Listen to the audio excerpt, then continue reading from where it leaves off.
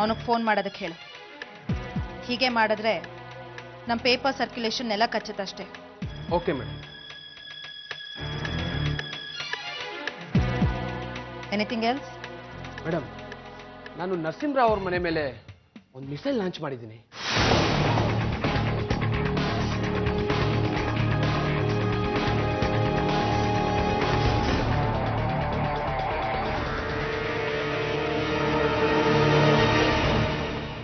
Good, very good. Missile ತುಂಬಾನೇ ಚೆನ್ನಾಗಿದೆ, ಆದ್ರೆ ಅಷ್ಟೇ ಚೆನ್ನಾಗಿ ಉಡಾಯಿಸಬೇಕು. ಮಧ್ಯದಲ್ಲೆಲ್ಲೂ ನಿಲ್ಬಾರ್ದು. ಖಂಡಿತವಾಗ್ಲೂ ಇಲ್ಲ ಮೇಡಮ್.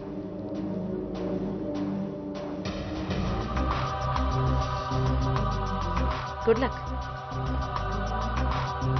ನಾಳೆ ಸುದ್ದಿ ಕರ್ನಾಟಕದ ಎಡಿಟರ್ ನೀನೇ ಆಗೋ ಚಾನ್ಸಸ್ ಬ್ರೈಟ್ ಆಗಿದೆ. Thank you madam, thank you very much. Sumi ಅಕ್ಕ, ನಿನ್ನೆಯಿಂದ ನಿನ್ನ ಹತ್ರ ಮಾತಾಡ್ಬೇಕು ಅಂತ ಕಾಯ್ತಿದ್ದೀನಿ. ಒಂದ್ 5 ನಿಮಿಷ ಕಣೆ, ನನ್ ಮಗುಗೆ ಪುಟ್ಟಿ ಮಲ್ಗಿದಾಳೆ, ನನ್ನ ಹತ್ರ ಮಾತಾಡು. ಏನು? ನರಹರಿ ಅಣ್ಣನ ಮನೇಲಿ ಏನ್ ನಡೀತು? ಏನಿಲ್ವೇ? ಅದು ಸುಮಿ ಅಕ್ಕ, ಪರಶು ಅಣ್ಣ ಹೇಳಿದ್ರು, ಅಹಲ್ಯ ಅಕ್ಕ ನಿಂಗೂ ಪರಶು ಅಣ್ಣಂಗೂ ಏನೇನೋ ಅಂದ್ ಕಳ್ಸಿದ್ರಂತೆ. ಏನಂದ್ರಕ್ಕ? ಅದೆಲ್ಲ ಇವಾಗ ಯಾಕೆ? ನನಗ್ ಬೇಕು.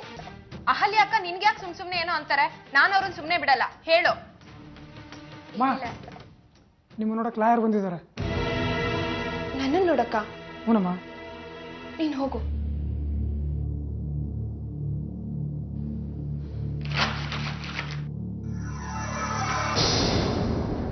ರೀ, ಏನಾಯ್ತು? ನರಹರಿ ನೋಟಿಸ್ ಕಳಿಸಿದಾನೆ. ಅಲ್ಲಿ ನೋಡ್ವೇನ ನಾವು ಕಿತ್ತಿಟ್ಕೊಂಡಿದೀವಂತೆ, ವಾಪಸ್ ಕೊಡ್ತಾ ಇದ್ರೆ ಕೇಸ್ ಹಾಕ್ತಾನಂತೆ.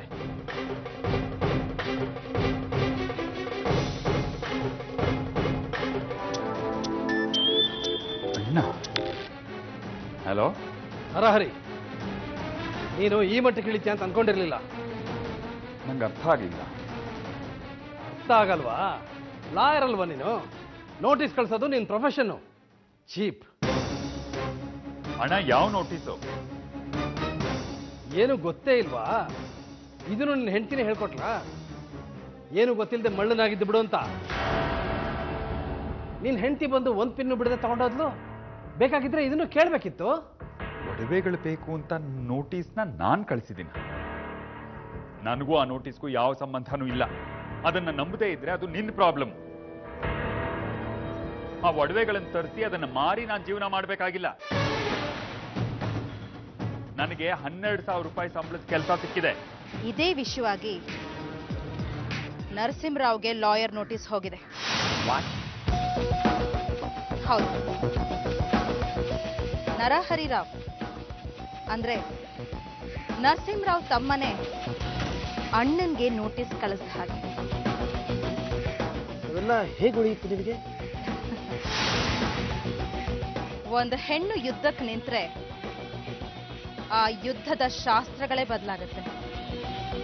ಹಾಗೆ ಅವಳು ಬಳಸೋ ಶಸ್ತ್ರಗಳು ಬೇರೆ ಥರನೇ ಇರುತ್ತೆ. Congratulations baby. 8ಕ್ಕೆ ಸರಿಯಾದ ಎದುರೇಟೆ ಕೊಟ್ಟಿದ್ಯಾ. Thank you madam. ನಿಮ್ ಧೈರ್ಯದ ಮೇಲೆ ಹೆಜ್ಜೆ ಇಡ್ತಾ ಇದ್ದೀನಿ.